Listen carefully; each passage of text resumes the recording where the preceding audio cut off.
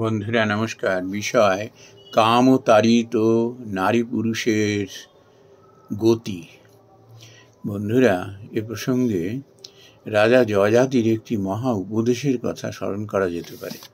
তিনি তার জীবনে এটি উপলব্ধি করেছিলেন যে ভোগের দ্বারা কখনো কামনার নিবৃত্তি হয় না, বরং তা উত্তরোত্তর বেড়ে চলে এবং মানুষ অধোগতি প্রাপ্ত হয়। বন্ধুরা, এই কামতাড়িত নারী পুরুষদের স্বভাব এবং চরিত্রটা পশুর মতো। পশু যখন কামতাড়িত হয়ে যায়, যেমন তার লাজ লজ্জা থাকে না, প্রকাশ্য লোকে তারা তাদের এই নীচ আচরণগুলো করতে থাকে, ঠিক মানুষও সেরকম। এটি অতি সত্য। আমরা প্রতিদিন আমরা এই অভিজ্ঞতার সাক্ষী হচ্ছি। বন্ধুরা, দেখবেন যারা কামতাড়িত নারী পুরুষ, তারা আত্মীয় স্বজন এসব আদৌ এরা কেয়ার করে না। বাড়ির ঝি চাকর একেবারেই পরোয়া করে না। নিজের স্টেটাস, পরিবারের স্টেটাস আদৌ তারা পরোয়া করে না।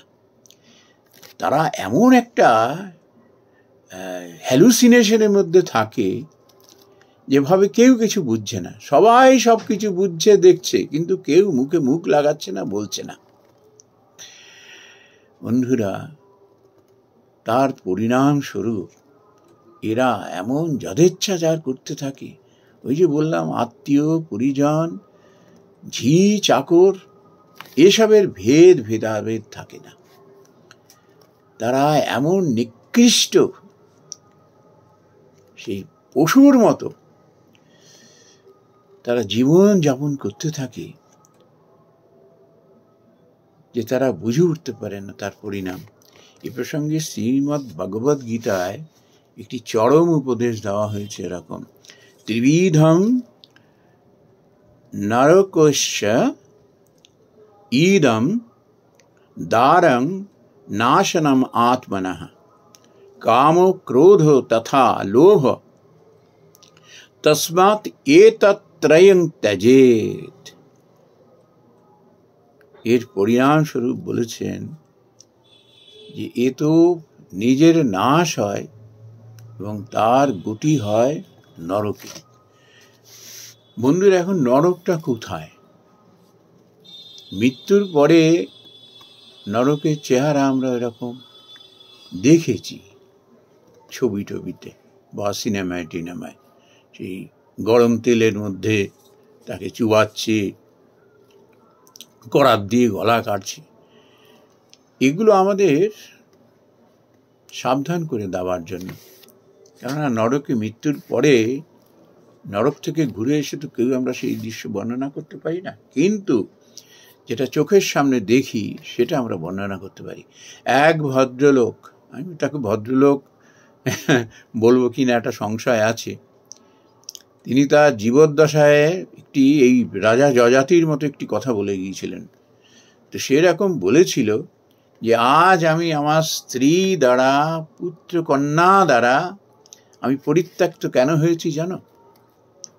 তারা আমার সংসর্গ ত্যাগ করেছে, তার কারণ হলো আমায় বিশ্বাস করে না। তিনি বলছেন এরকম: আমি বাড়ির ঝিকে বাদ দিইনি, আত্মীয় স্বজনকে বাদ দিইনি, আমি বয়ে কনিষ্ঠ বয়ে জ্যেষ্ঠ বাদ দিইনি। এমনভাবে কামতাড়িত হয়ে আমি যথেচ্ছাচার করি, এখন নিজের উপর ঘৃণা হয় আমার। বাকি জীবন আমার কি হবে জানি না। এই নরকের যন্ত্রণা যে কিভাবে কতদিন আমায় সহ্য করতে হবে। সবাই সব কিছু কোথা থেকে হাওয়ায় সব এসব উড়ে গেছে লোকের কাছে। ওই নার্সরাও যখন, সে বলছে হসপিটালের বেডে থেকে, নার্সরাও যখন আমার কাছে আসে না, কেমন জানি আমার চোখ মুখের মধ্যে যেন আমার চরিত্রটা ফুটে উঠে, কেমন যেন একটা দৃষ্টিতে তারা তাকায়। সেবা করে ঠিকই, সেখানে ত্রুটি নেই, আমি বুঝতে পারি যে আমার চেহারায় কিছু একটা নিশ্চয়ই ফুটে উঠছে। এই হলো নরক যন্ত্রণা।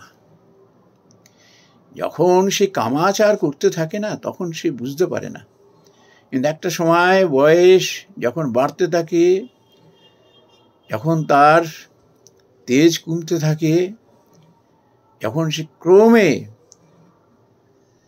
পরিত্যক্ত হতে থাকে, তখন সে বুঝতে পারে।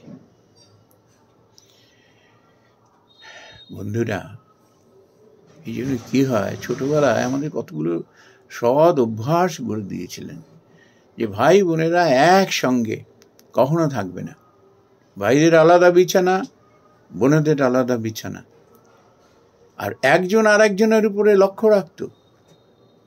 একটু কিছু, বাবা ও দেখো ওই বোনের গালে হাঁচড়ে দিয়েছে, দেখো রেগে গিয়ে ওর খাবারটা ওর পাত থেকে নিয়ে নিয়েছে, তাই এরম ধরনের নালিশ হয়ে যেত। আর গর্জিত কাজ, ওরে বাপরে বাপ, সেটা একেবারে বলার প্রশ্নই ওঠে না। নজরদারি ছিল এরকম। আমাদের সময় বাবা মারা এরকম বলতেন যে মেয়ে বড় হয়ে গেলে বাবা পর্যন্ত এক ঘরে কখনো শোয় না, আলাদা খাট তো দূরের কথা, এক ঘরে না পর্যন্ত। এসব অনেক উপাখ্যান গল্প আছে। কাম দুরূহ কিভাবে যে মানুষের মধ্যে সে ভর করে, আমরা তো উপাখ্যানে পড়েছি কত রকম কাহিনী, আমরা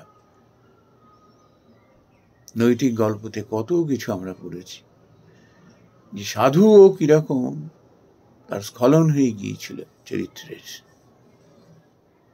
অধোগতি প্রাপ্ত হয়েছিল।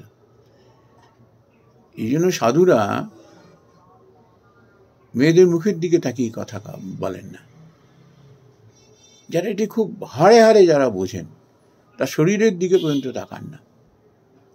হয়তো তার দৃষ্টিটা পায়ের দিকে থাকে, কেউ অন্যত্র থাকে দৃষ্টি, এবং খুব কম কথা বলেন। ঠাকুরও কিন্তু, শ্রী রামকৃষ্ণ পরমহংসদেবও কিন্তু বারবার সাবধান করে দিয়েছিলেন সাধুকে পর্যন্ত, নারী সংসর্গ থেকে সাবধান। ঘৃণা করতে বলেননি, সংযত করতে বলেছেন। যতদিন না পর্যন্ত তোমার মধ্যে সেই সংযম না আসে, ততদিন পর্যন্ত তফাৎ থাকো তাদের থেকে। কত এই দেখবেন ভিক্টোরিয়া মেমোরিয়াল টেরিয়ালে বা ওই সমস্ত পার্ক টার্কে গেলে পরে দৃশ্য নজর পড়ে। কেন বললাম যে চরিত্র পশুরও অদম হয়ে যায় কামতাড়িত নারী পুরুষের, ওইসব জায়গায় ঘুরলে বোঝা যায় যে প্রকাশ্য দিবালোকে কি নোংরামি করছে তারা। কেন? কামতাড়িত হয়ে না, তাদের বোধ শক্তি সব চলে গেছে, বিবেক বিবেচনা সব চলে গেছে, লাজ লজ্জা সব চলে গেছে, পশুর মতো হয়ে যায় আচার আচরণ। আমি একজনকে এরকম দেখেছিলাম যে তার কি দুর্দশা। পরে আমায় একজন বলল, এর থেকে দূরে দূরে থাকুন। এ বাড়ির ঝি চাকর নিজের সমস্ত আত্মীয় স্বজনকে পর্যন্ত ছাড় দেয়নি, সবার সঙ্গে এই সমস্ত নোংরামি করেছে। দেখতে এরকম, এখন রাস্তা দিয়ে যায় মনে হয় আহা আহা, এইরকম। ওর সংসর্গে কেউ যায় না। বন্ধুরা, এই মজার ছলে একটি কথা বলি। ওই একটি শোতে দেখছিলাম, একজন ভিলেনের সাক্ষাৎকার নিচ্ছিলেন। তো সেই ভিলেন হলো, মানে মজা করে বলছিলেন, ওরে বাবা রে বাবা, তুমি যখন এই রাস্তাঘাটে বেরাও, যখন নিজেদের কোনো পারিবারিক অনুষ্ঠানে যাওয়া, যখন, তো মজা করে বলছে, তোমার সামনে মেয়েরা থাকে তো? তারপরে সে হেসে খুব মজার ছলেই বিষয়টা নিয়েছিলেন। তখন একজন বললেন, একে ছবিতে যে ভিলেনের চরিত্র তুমি দেখো না, এ সম্পূর্ণ বাস্তব জীবনে বিপরীত। এত সংযমী পুরুষ, সেই আরেক, সেও অভিনেতা, সেও বলছে, আমি এত সংযমী পুরুষ আমি দেখিনি, এত সংযমী পুরুষ আমি দেখিনি। চিরকাল তিনি ব্রহ্মচারী থেকে গেলেন, এত চরিত্রবান পুরুষ। ওই জন্য কি হয়, বাইরে থেকে মানুষকে বোঝা যায় না। আমরা বাইরের চেহারায় মজে গিয়ে তার রূপে, তার যৌবনে ভুলে গিয়ে আমরা সেই ট্রাপের মধ্যে পড়ে যাই। কি হয়, নিজেকেও সাবধানে রাখতে হয় এবং তাকেও সুযোগ দিতে হয়, আর পাপ কাজ করো না, যযাতির কথা স্মরণ রাখো। ভোগের দ্বারা কখনো কামনার নিবৃত্তি হয় না। নমস্কার বন্ধুরা।